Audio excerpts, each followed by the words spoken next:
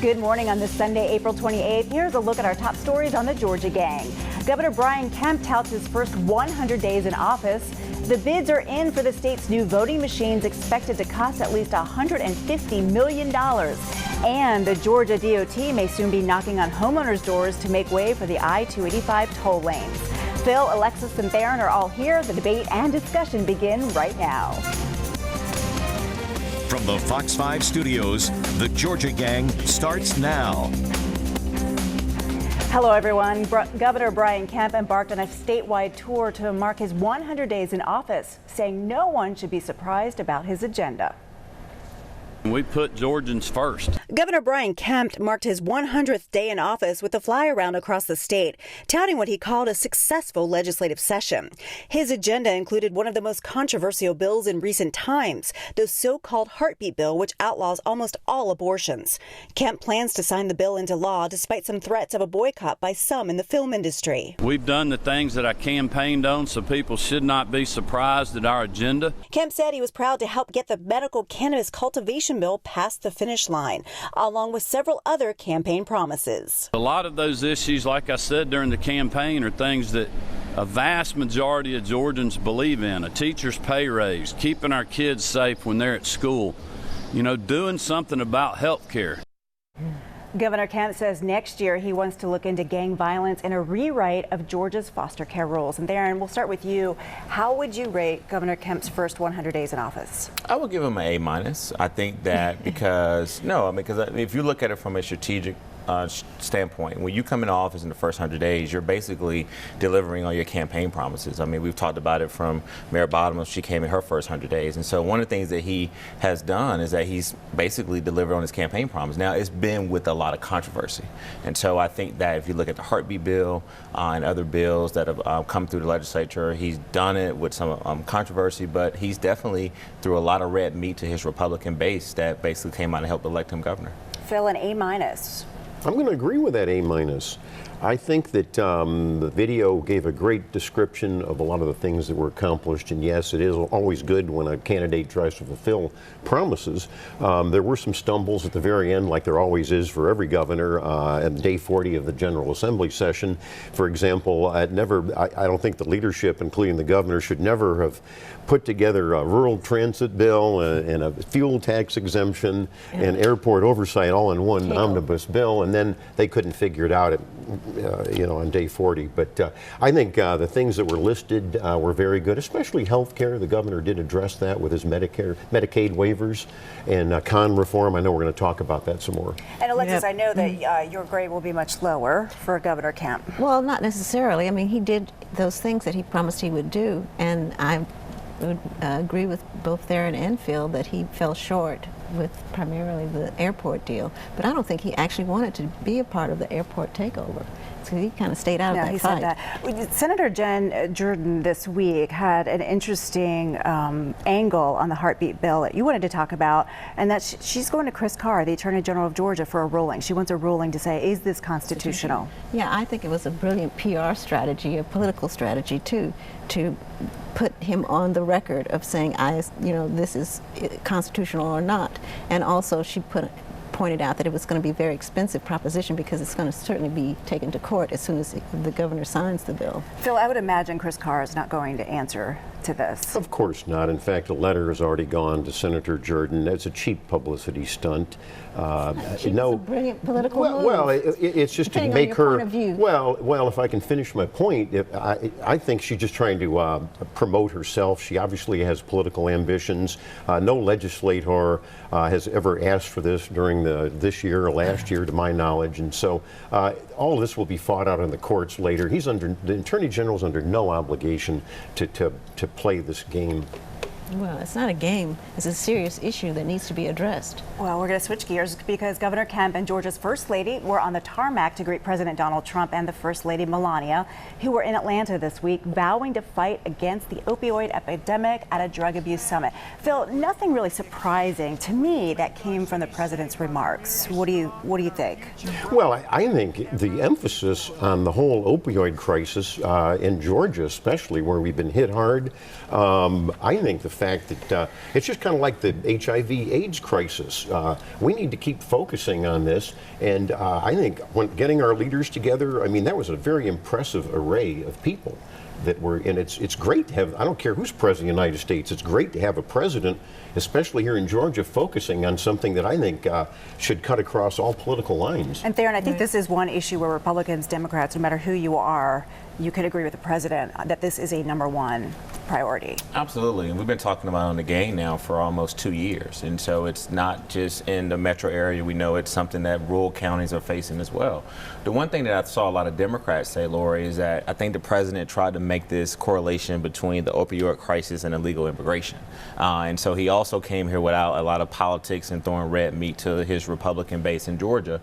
But I do think that, listen, having him here, bringing more attention to this issue that's really killing a lot of our Georgians and Americans is something that the president should be applauded. Well, have you ever heard of fentanyl coming across the border? It is every president, and even Obama, talked about drugs coming across the border. So I don't know what you're talking about. I mean, that's part and parcel of one of the reasons we had this summit and why we have a crisis is an open border that a lot of Democrats love. Well, No, that's not what true, you just did Phil. is my ability to try to compliment the president. You know, again, Republicans, you guys have a hard time of really separating the two. I mean, the crisis is a crisis that the president came here to talk about. But when you start bringing in the illegal immigration, just like you just did, I think that's where you lose the middle. I'm talking about an open border where you have not just human trafficking. Have an open border. Oh, come on, Alexis. Even Democrats admit that there's an open border. Tom Friedman, your hero, on the New York Times editorial page says, yeah, we actually agree we have to build a wall. But the point is, drugs are flowing just like the illegal human trafficking.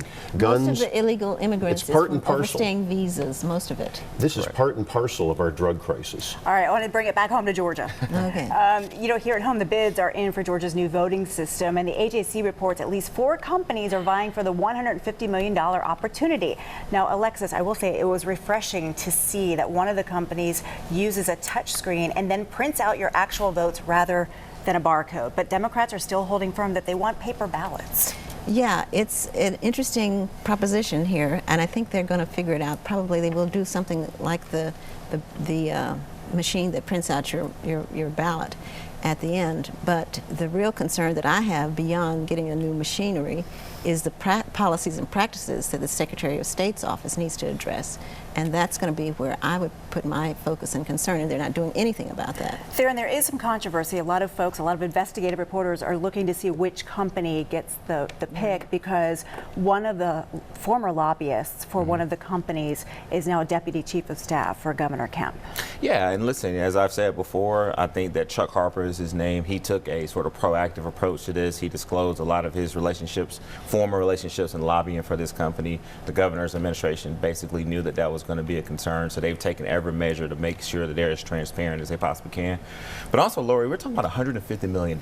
It's a big one. I mean, this is a lot of money that the state is going to be responsible for bringing in these voting machines. And so I think that for our viewers, while it's something that we need to do, we need to have fair and secure elections in Georgia, but we also can't, not look at the price tag on this. And I agree with Alexis. I do think that we've got to figure out a way to have some type of paper receipt. I do think that the digital is the way to go because it's just too expensive probably to have a full paper ballot. But I do think that Georgians want to make sure that their votes are counted and that the voting process is secure. And Phil, I mean, I think when we see the printout, we want to actually see who we voted for and not some barcode. Right. The problem, of course, with digital is that your name and everything is going to go into a barcode. So. Yeah, so much And the opponents are saying it could be hacked. Right. Now, I think, yes, we all want a receipt. We all want an audit because that's why you have a receipt. So, and I would disagree. The legislature actually did some election law reforms that were proposed by Secretary of State Raffensperger. I think it's very unfair to say nothing was done. In fact, some of the things that you wanted have been addressed. I want the Secretary of State to coordinate with all the counties to give them instructions about how they're to treat ballots and how they're to do counting, etc. Well, they have training sessions all the time. It's the Democratic counties of Fulton. Stop it. You know exactly the counties that have all the problems. They're run by Democrats. Well, DeKalb, Fulton. And that's not true. And the counties run the elections. But your main talking point is actually basically amplifying what Alexis is saying. You've been saying since the election, when we have pointed out that there were some irregularities, there were some voting machine problems, and you've heard me say week after week that there's an active investigation going on of voter fraud in these counties. Why not encourage Secretary Raffensperger to do what Alexis is saying? It's to bring in a better level of communication. My point is it's already happening. I mean, I think they need to give him a chance. I mean, he hasn't even done a first. He's starting it. They're not going to. What are we waiting for? They're not going to give him any credit whatsoever. No, That's their campaign theme. I'm getting a big rap here. So coming up, there are new developments in the federal probe of Atlanta City Hall. We'll discuss right after the break. Have a question or comment for the Georgia Gang? Email them at georgiagang@foxtv.com. The AJC is reporting the federal investigation into Atlanta City Hall has taken another turn. A focus now on the secret legal settlement between the Reid administration and the fired airport general manager, Miguel Southwell. The $147,000 question is, who paid Southwell that amount of money? Theron, here we go. Another twist, another turn. We don't know. I mean, I think that this new story basically provided a little bit more information about a certain individual who has been implicated in this ordeal. But I think when I read the article, it's still not crystal clear on, one, if he got the money, then if so, from who.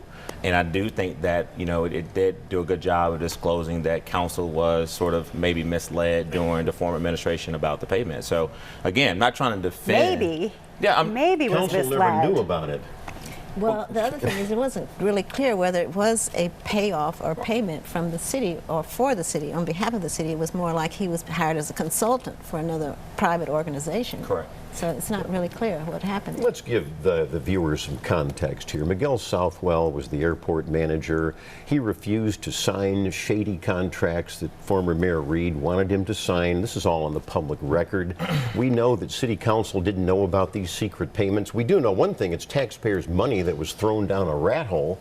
And yeah, we do need more answers, and that's why you have a corruption investigation onto this whole process of crooked procurement at the Atlanta airport. So let me say this, Phil. It's two payments we're talking about, because I want to make sure that our viewers understand the factual point of this. That's right. There was this what we don't know, the secret payment. That's one. The hush payment. But we still don't know, number one, if he received any money. If so, who gave it to him? But there also is a payment that council voted on, okay, approved. So to say that a smaller payment. Yeah. So don't. $175,000 was.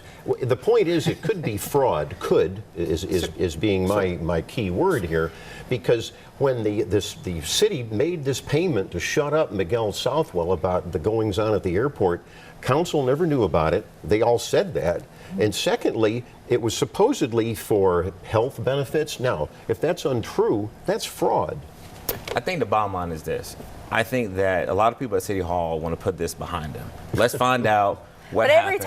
Every week on the show, I'm saying the AJC has another new turn, another new twist in this investigation. I don't know when this investigation is ever going to be over. You know this, and this is what I say about the story. The story, to me, while it has relevance, it is an ongoing investigation. There was not a lot of new information to me that shows that they're truly on a pathway to concluding this investigation. All it showed to me was it was just new information about a certain individual that was in. So we found out more people had testified before the grand jury. Well, and the attorney that oversaw this deal, Marc Trigg, was actually, and this is very unusual, was actually called to testify about what happened. I think that's an interesting development. But isn't that, from a journalistic standpoint, an ongoing investigation?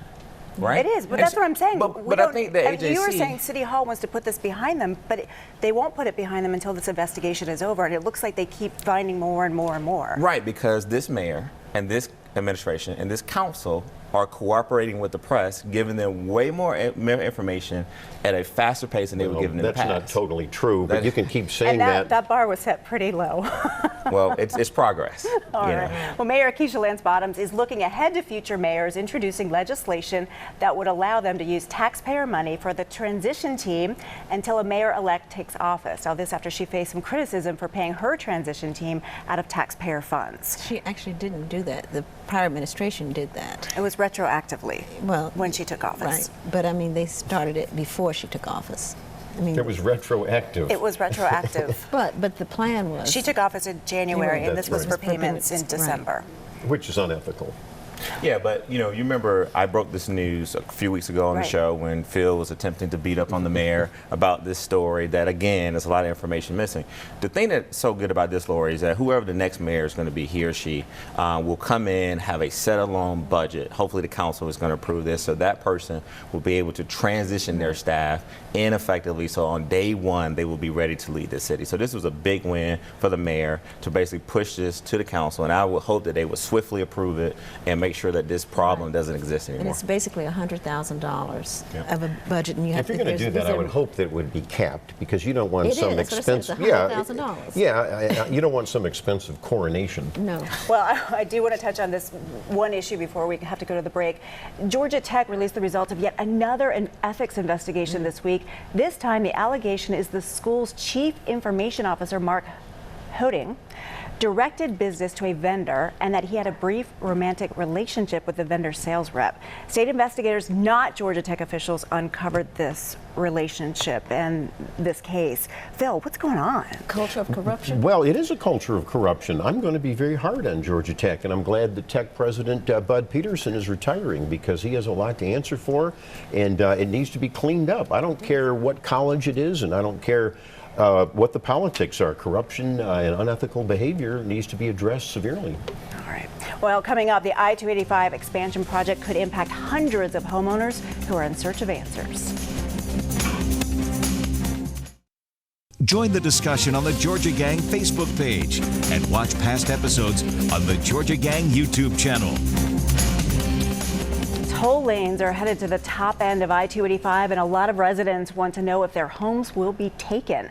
Brookhaven's mayor held a meeting after learning from the Georgia DOT that some 300 properties could be impacted. And Theron, we know that not all of them are in Brookhaven, but this is a huge story, and it's going to impact a lot of people. It is, and I had a chance to talk to Mayor Ernst in Brookhaven, and look, he heard from the community. A lot of people just have a lot of unanswered questions, and I think right now 285 is already got maybe anywhere between 8 to 12 lanes. This project is going to probably cost upwards to $5 billion. And so while we do need toll lanes, we do need bus rapid transit, we need to expand transit in this region, the mayor, I got to commend him, was proactive to say, hey, let's make sure that we're communicating with the public, because a lot of folks in Brookhaven, which by the way is one of the fastest growing zip codes in the country, want to make sure that they maintain their property value and also their quality of life. So this is, as you mentioned, Laura, this is going to be an ongoing story that our viewers should pay attention to. Phil, I remember these issues when Governor Barnes was proposing the Northern Arc to go through some of these neighborhoods, and here we are, how many years later?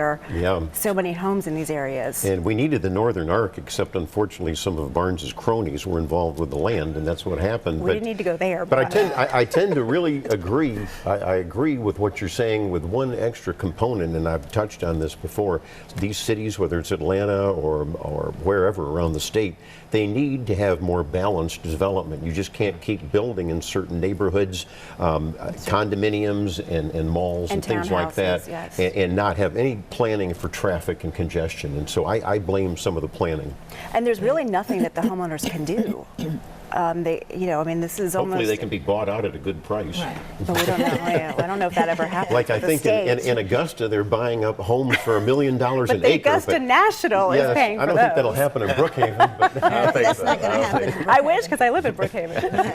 An interesting development in Marietta this week. We've learned the police chief, Dan Flynn, is withdrawing from a county drug task force, instead focusing on drug prevention efforts. And this is a trend we're seeing for sure. This is about getting addicts help rather than just locking them up. And Phil, I understand you got some background on this. Well, I'm opposed to what Chief Flynn did, and the news story doesn't reflect what really is happening, as is often the case, and that is that he's reneging on a deal that he had for the city of Marietta to put in money for the drug task force. And so when the rubber met the road, he didn't want to pay up, and so in a snit he's left. And so it's more about internal politics, and I know sometimes budgets are tight, but you don't agree to something on a task force and to put up the money and then get out of it.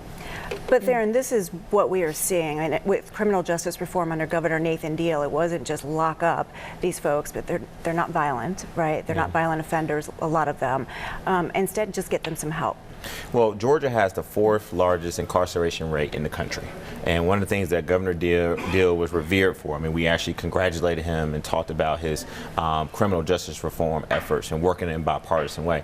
I think what this chief is doing is saying, hey, we can't incarcerate ourselves out of this crime problem that we have in the cities. And so I think what he's also doing is bringing a level of smart policing to the city of Marietta. And so while I don't know all the facts and kind of what went on and what Phil just described, I do think that, as you just indicated, Laura, this is an ongoing sort of new trend of how we police in cities all across America. And so we've got to figure out a way to make sure that these individuals who go to jail, who are incarcerated for nonviolent felonies and nonviolent misdemeanors, who a lot of times are there because they can't afford to get out of jail, that once they are rehabilitated and they come back into society, that we don't continue this revolving door that we're seeing in other cities. Right. And I think it's important that we have the compassion to help people who are sick and not I don't think anybody criminal. disagrees with that. Let her finish. Well, I think all right. I'm agreeing with her. I don't think anybody would disagree with what you're just saying.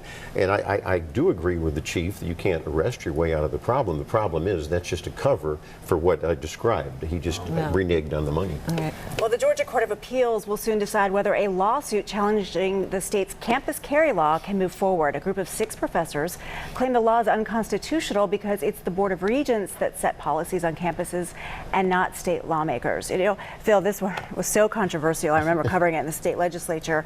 But, you know, just this week, we had a shooting of another student near the UGA campus, not on the UGA campus. And that gives a lot of credence to the folks who say these students need to arm themselves.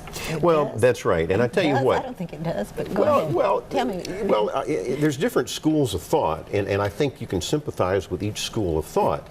I think that in some areas you have to, and some of these are rough neighborhoods that students have to go through. I don't think a lot of people have any problems with someone who has got a permit to carry a firearm to protect themselves. I do think legally there's something called sovereign immunity, and that's what the case with regard to the university system is. I don't know if you like the law or not, but right now you just can't sue the state like that, and that's even a Fulton County judge has ruled that. So that's the other factor. Yeah. Still a lot of legal steps to go on that one. And coming up, we will have winners and losers. Stay tuned. I can't believe it. Time now for the week's winners and losers. Phil, we never start with you, so have at it. Well, thank you, Lori. I am going to make President Trump the winner, not just because he's President Trump, but because he did something that any president should do, and he picked Georgia to do it. We had a very important opioid crisis summit here, and it was a great collection. We have to have resources, and we have to compare notes. I'm going to make my winner Representative Marc Newton over in Augusta. He had a very underreported piece of legislation that was signed the other day, and that would require, and I want to get this right, every consultant must disclose any conflict of interest when you're bidding by cities or counties to develop bid specifications.